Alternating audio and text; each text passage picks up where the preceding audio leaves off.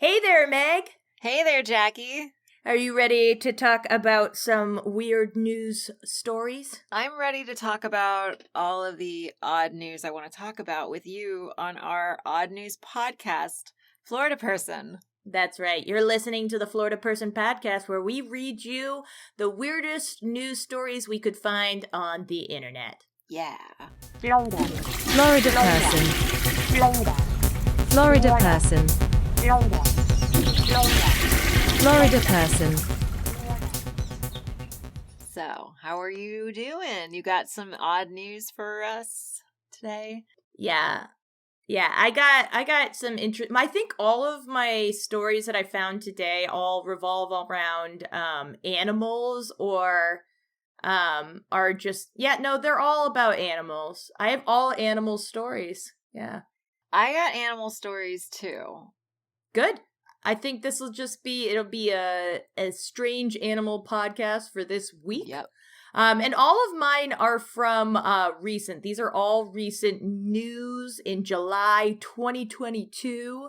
So, if you've been affected by any of these animals, our heart goes out to you because I wish I was there.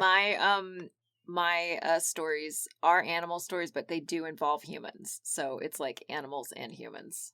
Well, we always have to relate back to ourselves as humans, yes. So if an animal does something crazy just with another animal and a human doesn't hear about it, did it even happen? Well, we'll get back to that later. It's like a fall in the tree, tree falls in the forest fallacy or whatever.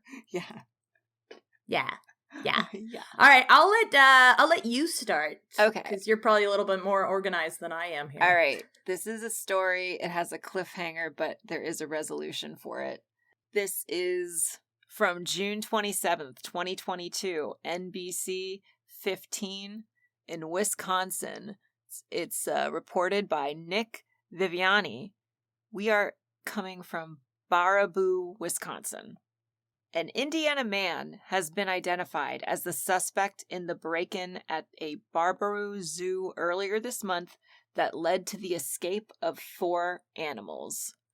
According to the Baraboo Police Department, its investigators have identified Aaron Wayne Hovis as the suspect accused of damaging the locks on several animal exhibits at Oshner Park Zoo and damaging the door on another exhibit. The damage allowed 2 river otters and a pair of great horned owls to escape. Together? Like working together? Together. I guess river otters and owls. Maybe the owls took their little claws and put them on the river otters and they all escaped. That's a team up. That's a team up. Maybe. This says, of the 4 animals that escaped during the break-in, only 1 great horned owl remains on the loose. The police department noted that it is believed Linda, as she is known, is still in the area. Linda. Oh, Linda. Linda's on the loose, baby. Linda's on the loose. Lucy Linda.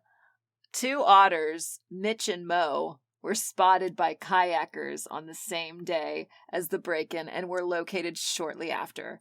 Linda's fellow owl, Jerry, was found safe 3 days after the break-in, with 2 fractures in his wing. Aww.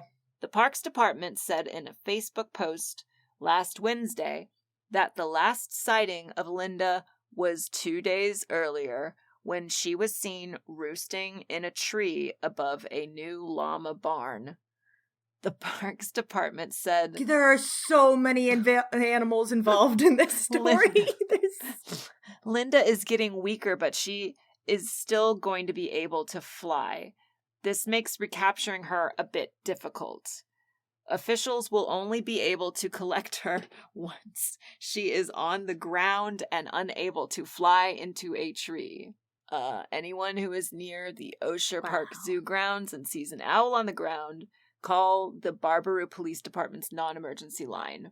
The zoo specialist Ellen Gallagher, hey, that's my name, said on the day of the robbery, police believe the suspect or suspect's primary motivation in the break-in was to release the animals. In their statement identifying Hovis as a suspect, the police department did not indicate a possible motive. So the zoo says he wanted to break the otters and the owls free, and the police department say we are still doing an investigation. But thankfully, updated 2 days later, June 30th, 2022, by Aspen Full Health from the Kansas City Star Logo newspaper says that the Ochsner Park Zoo welcomed its last escaped owl back after an individual broke into the zoo and let the animal loose. All right, let's get to it. Linda, a great horned owl, was found at a nearby garden. Linda was the last of 4 escaped animals to return to the zoo after it was broken into. So Mitch and Mo, Jerry, and Linda, as they were finally reunited together. Yeah. So a few things about this. A few things that stuck out. Yes. One, good on that zoo, because I love it when zoos and people give animals human names, because it's hilarious. Linda. It is so funny that they're like, oh boy, Linda's missing. Oh boy, Linda, yes. Come on, Linda, get inside. That's hilarious. That's very funny. Also, just like, have you guys seen Linda? Where'd she go? Mitch and Mo. I love the names Mitch and Mo for otters. How perfect. Mitch and oh man. That's the perfect name for otters. That's the perfect name. Oh my god, I probably most otters are named Mitch and Mo. And then the last thing, this man's motive was specifically to let out the owls and the otters. Was he also gonna let out the ocelots? I don't know. And the orangutans? Like, I don't know what the connection is, because definitely, like, I don't feel like there's a lot of overlap in people who are like, I just love otters and owls, baby. Yeah. Were they next to each other? Is that even a thing that they're next to? Yeah, I feel like they're definitely not, like, otters are normally near the sea lions. I would assume that's where they are that's where they are at the LA Zoo, and that's where they are at the Dreher Park where you are. Mm-hmm. Yes. So I'm just taking from like what I know about zoo layouts. Yeah. Yeah, I'm an expert. I'm an expert in a zoo layout. I like how the kayakers, I don't know if I was kayaking and I saw otters, I'd be like, oh, I recognize them. Oh, that's Mitch and Mo. Oh, boy. Oh, boy, oh, boy. Here we go. All right. Well, that's fantastic. I love that story. I've got another one here. Another animal that got into some risky business, so to speak. Oh. As you do. So this is July 19th, 2022. So just a couple days ago. It's coming out of Hinsburg, Vermont, I want to see. And it's reported on by the AP, but it was originally reported on by WCAX-TV. All right, here we go. The headline is, Chicken Hitches Ride Ends Up in Vermont's Largest City. Which is Burlington, and I knew that right off the bat. Oh, I didn't know that. I learned something. Vermont doesn't have a lot of big cities. It's not a big city kind of place. It is beautiful. It is beautiful. Beautiful towns, small cities. And Burlington, not that big either, honestly. So here we go. It says, a Vermont family chicken is back home after hitching a ride in the undercarriage of their pickup truck and ending up 13 miles away in the state's largest city late last month. A journey that included speeds of 65 miles per hour on an interstate. Someone having coffee on Burlington's Church Street Marketplace, an outdoor pedestrian mall, spotted the chicken and knew the bird was in a predicament. That's a chicken! That's a chicken on Church Street, and I don't know why it's here, Lo Fazano told the news station. What can I do now aside from find who it belongs to? Of course, this guy just jumped into action, was like, I see this chicken and I'm here to help. He says, oh, who is that? What's his name? Lou Faisano? It's Lo, like L-O Fazano. Lo Fazano. I'm trying to imagine what this guy looks like, and he's a chicken savior. That's what he looks like, okay? So, Chicken savior. So no disrespect to Lo here. Now, Lo called rehabilitators, Shelburne Farms, and the police. They said they don't do chickens. Well. So that's like, the police are, I feel like if you're police in Vermont, you definitely do chickens, okay? Yeah, your biggest city is now famous for having a chicken visit it. Yeah, so shut up, Burlington, please. Take care of that chicken. So Fasano took the chicken home, gave her food and a place to nest, and turned to social media. A Facebook post led to finding the chicken's owners in Hinsburg, who were worried about the lost hen.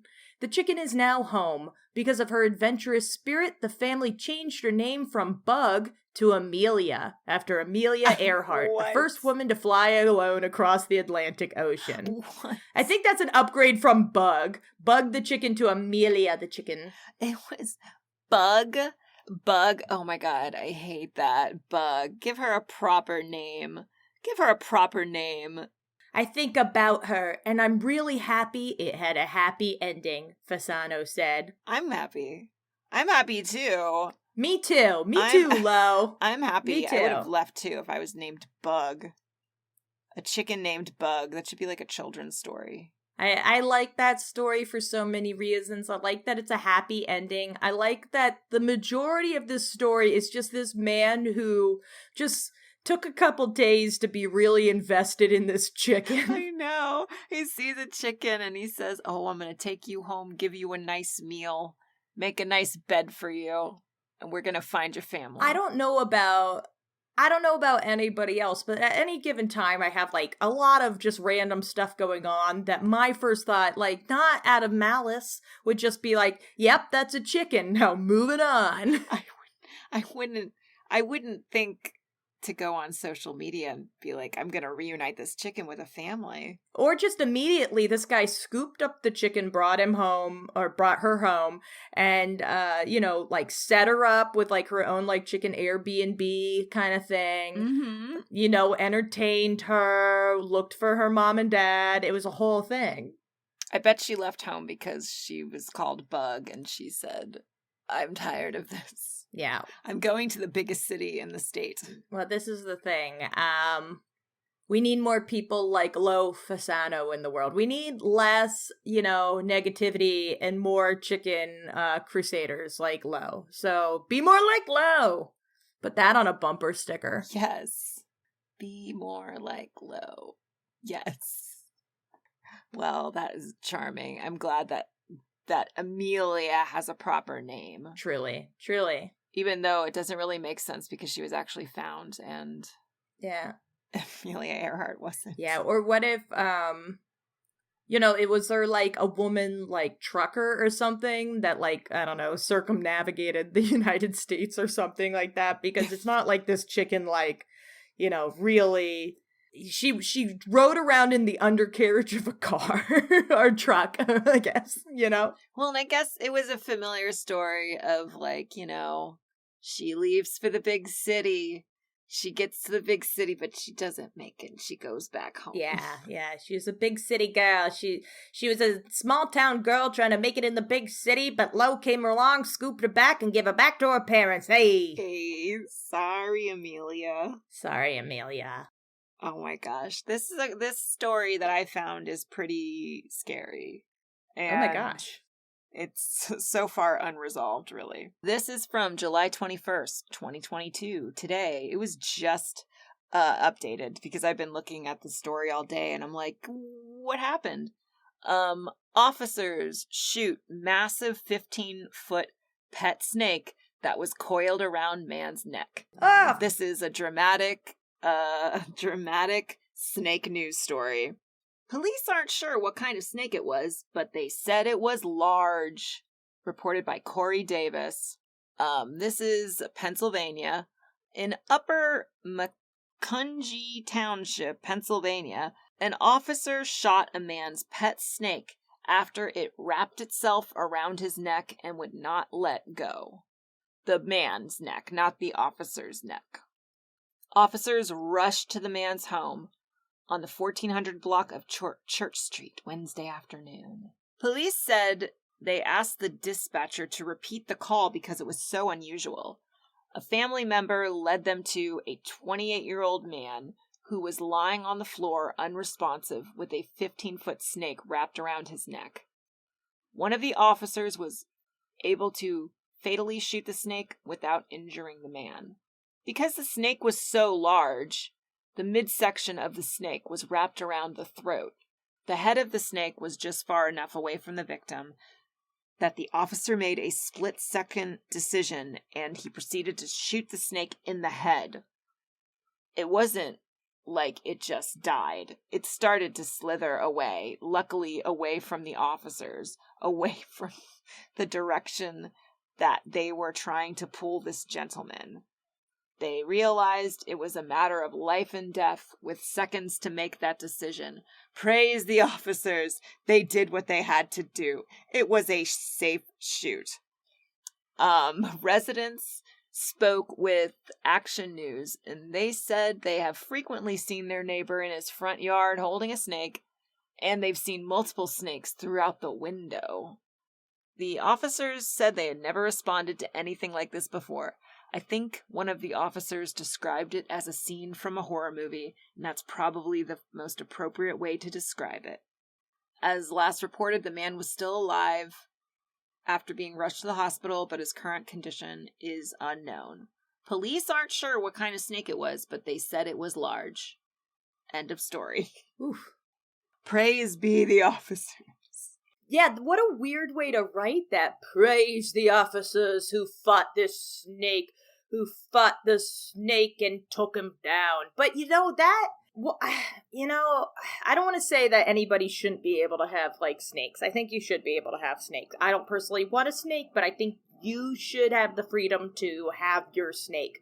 But I think we gotta be, we have to be realistic with our snakes, like a 15-foot snake may be too big of a snake. Maybe you need to have some kind of license for that because it's that's an advanced snake. That is an advanced snake. That snake needs his own bedroom and he needs a fence. Yeah, that's an expert level snake. That's not a snake anymore. That's a roommate. That is, how long does that take to happen? I have no idea. I don't know. I guess snakes are kind of faster than you think. Yeah? The way that the officer that was interviewed talked about the snake, it was rushing towards them. We had to shoot him. We had to, man. We had to. It was rushing towards me. Because every time I've seen a big snake, they're not super fat. Because little snakes go they get going, they go. I've seen a snake go fast, but never a big snake. But also, I don't know what's going on with any of the big snakes I've seen. I don't know, what their day's been like. I saw a snake last night on Hollywood Boulevard. It was, one of those guys that have, a boa constrictor for you to, take a picture with. Oh, yeah. But I felt so bad for this snake. It was, hot out. It was loud. It was, right by, some guy, rapping into, a karaoke thing. And it was, just, that snake looks so miserable. If I'm going to do anything, I'm going to let that snake go. I'm going to let it loose, and then we're going to have another problem.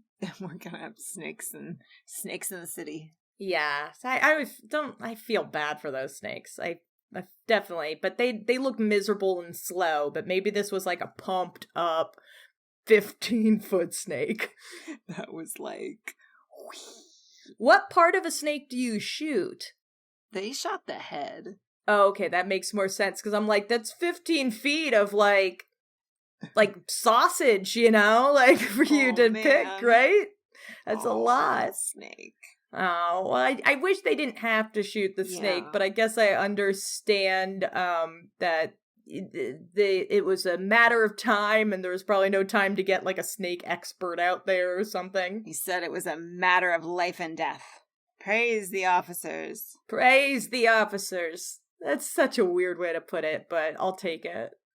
So this one, I was wrong. I have a story that is not just about animals. Here, I'm just pulling it up. So this one is actually local to me, because I'm in California right now. So and I found out about this because I got an email from them. And so in Southern California, there's a theme park called Knott's Berry Farm. Yeah. Right? I love it. I've been there. I love it. It's a very cute. It's one of, like, the Cedar Fair parks. Like, Cedar Fair owns, like, Cedar Point is, like, the more well-known one. Okay. But it's got a bunch of cool roller coasters. It's got a cool old ghost town in it. It's very fun. It's a very old park. Like, they're, like, I think close to, like, 100 years old or something. They're, like, 80 years old. It predates Disneyland, because it wasn't always a Cedar Fair park. It was run by, like, the Knotts, like, family. Ooh, the jams. So the other night, Saturday night, was crazy. Saturday, July 16th, 2022 at Knott's Berry Farm. They had to, for, like, the first time, shut down the park. Like, they were scheduled to, like, end late that night because it was a Saturday night in the summer. They stay open, like, I think pretty late, like maybe till 10 or midnight or something like that. They had to close down the park early. So the headline is, Knott's Berry Farm shuts down after multiple fights among teens break out, the park says. What? So there were so many teen fights. So many teenagers, and this is my problem. This is my problem with theme parks in the summer, and it happens more with, like, the cheaper theme parks, like Six Flags, or maybe, like, even, like, a Cedar Fair, like a Knott's, where people will drop off their teenagers in the summer there and just let the park babysit them. And it's not fair, because we all, like, have had, like, a carnival job or some kind of, like, customer service job like that. It's an entry-level job that you get when you're, like, in your early 20s, maybe still in college. So it's, like, it's the worst to have, and then, like, they disrespect you. So. Yes. Disrespectful teenagers. Hooligans. So this is coming out of ABC News 7. And it says callers told police that they thought they heard gunshots, but officers on the scene determined there was no shooting. So they were just teens being really loud. So Buena Park, California. Knott's Berry Farm was expected to reopen Sunday after the park was shut down Saturday night following reports of multiple fights inside. Jeez. According to the Buena Park... right? According to the Buena Park Police Department, officers were rushed to the scene after receiving reports of gunfire. Oh, no. I saw a whole bunch of people running out, and that's what triggered me, and I was like, what's happening? Said Mother Tina Rodriguez. I asked more people, and they were like, oh, there was a possible shooting.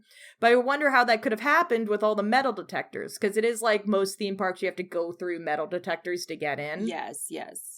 Officers on the scene determined there wasn't a shooting, but were investigating reports of fights. ABC 7 News have called Eyewitness News and reported seeing guests in panic. I just seen, like, people fighting and hitting security, said a teen. I seen people on the floor bleeding. It was like a riot. It was bad. What? And there's a lot of, like, social media, like, post videos of, like, people running and, like, Authorities shut down the park around 8 p.m. and asked guests to avoid the area. It's unclear if there were any injuries. Meanwhile, Knott's Berry Farm issued the following statement. And I got emailed this because I'm a season pass holder. Oh my gosh. Yeah, I know, they emailed all of us. The safety of Knott's Berry Farms guests and associates is always our top priority. On Saturday evening, the decision was made to close the park 3 hours early due to unruly behavior and altercations involving a number of teenagers. This behavior does not align with our park's values and was not the experience we wanted any guest to have while visiting Knott's Berry Farm. In case you thought that they were trying something new. Yeah, and then yesterday I got an email from Knott's Berry Farm, right? And it basically just says that they are implementing a chaperone policy. So any guests 17 or younger has to be with a chaperone who's at least 21 years old or older. And oh, wow. For every young guest, a chaperone can only cover 3 of them. So it has to be at least somebody 21 years or older chaperoning guests who are 17 years or younger. And you can only gosh. 3 per chaperone. So. Oh my goodness. Yeah. Well, I guess they just dropped the boom there. Well, I'm telling you, man, like, you guys screwed up. You can't keep it together. You can't, because this is why I don't like going to, like, Six Flags in the summer. Like, you know, I like going all year round, but in the summer it has, like, way too many teenagers who are just, like, mean. Yeah. Oh, gosh. They are just mean to, like, no, I'm just going there for, like, a nice little adult day. Maybe I'm going to, like, and I don't mean, like, adult as in, like, ooh, adult. I mean, like, I'm a cool 31-year-old going there. So they're just going to ride roller coasters in peace, bitch. Just going for like a couple hours in the morning to go on a couple roller coasters before I gotta go home and do work, you know? So living your childhood dream of being like, I'm gonna ride roller coasters whenever I want. Yeah, so just like, what is this world coming to? You need to like teach your children manners so they don't grow up to get kicked out of Knott's Berry Farm. I agree.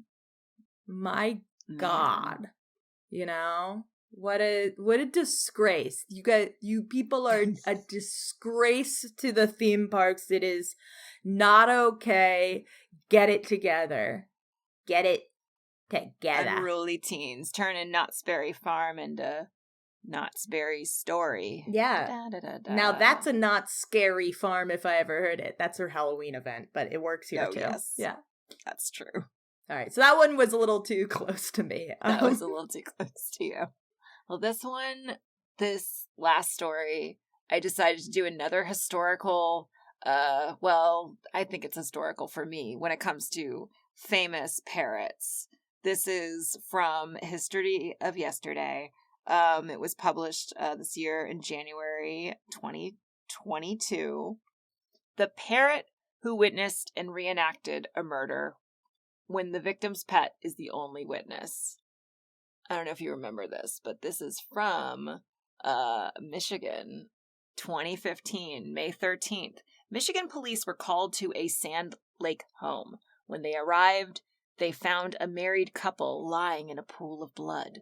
The man, 46-year-old Martin Durham, was dead from 5 gunshots, but miraculously, the 49-year-old wife, Glenna, was shot in the head, but still alive. She was rushed to the hospital and eventually made a full recovery. At first, the Durham case was handled as an outsider attack. 2 people were shot, but there were no witnesses, and the neighbors didn't know anything. It seemed like the police were searching for a criminal on the run.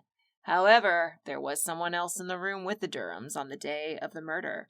That someone was the husband's pet, an African gray parrot named Bud. Ooh, they're really smart. Yes, they're very, very Those are smart parrots. They learn yeah. They can communicate. This little guy was taken to live with Martin's ex-wife. And then Bud started talking. Martin's ex-wife, Christina Keller, told how the parrot started remembering and reenacting the argument from the day of the murder. Christina said she felt like the room went cold when Bud started reliving the traumatic event, mimicking 2 voices. The parrot repeated, "No! Shut up! Get your expletive over here now! Don't expletive shoot, is what the words were. To the family and their lawyer, it sounded like an argument between Martin and Glenna. African gray parrots are very intelligent and known for mimicking human speech, and they are also sensitive to trauma. Martin Durham's mother, Lillian, said about her son's pet, "The bird picks up everything and anything. It's got the filthiest mouth around." Bud's testimony was not used in court, even though prosecutors considered it. And this article goes on about a lot of other things having to do with gambling and some other depressing things, but the most important thing is birds will listen. Birds will listen, and they will remember, and that's really sad. It is. Yeah, that was my takeaway too. We'll link the full article in the show notes so if you're interested in reading the rest of it, but we're really more interested in just the wacky part with the parrot. But they are really smart. I've always wanted a parrot. Because they are so smart and and the African gray ones are like the smartest ones. And they're so cool. Birds are so smart too, because my little Butters, my cockatiel, he lives with my parents. He lives with my parents. He can't live with my cats because they will eat him. But I see him frequently, and I even FaceTime with him. And when I FaceTime with him, he knows who I am. He talks to me in his bird language and sings me Snow White songs over the phone. But the cats don't do that. If there's a cat on FaceTime, they're just like, you can't do anything for me. One day when I have enough space, I'm gonna have some birds. And they're gonna be really well taken care of, and they're gonna have enough space, and we're gonna take them out, and they're gonna be friends. And I'm definitely gonna have some type of lizard, and I'm gonna have birds and lizards and my cat and possibly more cats, and that's the environment I want. All right, so I've got one last one. We'll round it out with this one. I think it's appropriate because it's a Florida story. Because I think we did all outside of Florida this week, yeah? But you gotta have one from Florida. It's pretty much a given. It's really hard to do this podcast without having some Florida in it, and that's where its namesake comes from. Am I right? All right, so here we go. This is also from the AP. It's July 18th, 2022, coming out of St. Cloud, Florida, which, for those that might not know, is right near Orlando. Officials. Cows block Florida's turnpike after truck fire. That's right, so let's see what happens with these cows. All right, St. Cloud, Florida. Traffic on Florida's turnpike stopped moving. That's actually in the article. They have it written as moving, and I'm here for it. Traffic on Florida's turnpike stopped moving for several hours Monday after a cattle hauler caught fire, and dozens of cows blocked the roadway, authorities said. The hauler's semi-cab began to catch fire shortly before noon near St. Cloud, south of Orlando, according to a Florida Highway Patrol news release. The driver, 47-year-old Alabama man. That's a weird way to write it. They don't say his name. They just call him 47-year-old Alabama man. Not a Alabama man. They call him Alabama man. Alabama man. Jeez. So, yeah, I want you to know that that's written in the article. That's not me going, it's an Alabama man. The driver, a 47-year-old Alabama man, pulled the truck over to the turnpike's outside shoulder, officials said. He then opened the cattle trailer door, allowing about 70 cows to escape the smoke and flames. Oh my gosh, hero. Yeah. The local fire department responded and extinguished the fire. No injuries were reported. The cattle hauler was towed from the scene. Florida's turnpike was closed in both directions, and traffic was diverted for nearly 4 hours as officials dealt with the fire and rounded up the cows. Ooh. Officials did not immediately say what caused the truck fire. I bet it was one of the cows. One of the cows was like, we're busting out, boys. We're getting out of here. I'm gonna light this match. Yeah, or I guess it's cows. So we're busting out, ladies. Let's get out of this dump. They're not gonna take us alive. Oh my gosh. Look at that. Oh. What happened to them, I wonder? Are they dairy cows? It doesn't say, it calls them cows and not like bulls, I guess. I hope they were dairy cows and they were just going to get milked and not become hamburger. But as somebody who's already eaten beef tacos today, what do I have to even add? You know, what do I even add to this conversation? Well, so I'm gonna go eat some chicken now. Sorry, Amelia. Yeah, sorry, Amelia. You're nothing without your escape plan. So yeah, a lot of escaping animals today. The cows escaped, the chicken escaped, otters, owls. Mitch and Mo, Linda and Jerry. I love it. And I guess I'm going to end it with saying, don't be a jerk at the theme parks. If you are under 17 years old, we're watching you. Yeah. And not watching you in a gross way. We just know you're doing bad stuff. We just know you're doing bad things. Stop being a jerk. Don't be a mean teenager. We have too many mean teenagers out there already making fun of me. Yeah. Oh my gosh. Well, I guess that's it for the Florida Person podcast for this week. That's right. This has been the Florida Person podcast, your number one source for weird news that we find on the internet. We'll see ya. We'll see you next time. Goodbye. See you next time. Bye. Florida Person. Florida Person. Florida Person.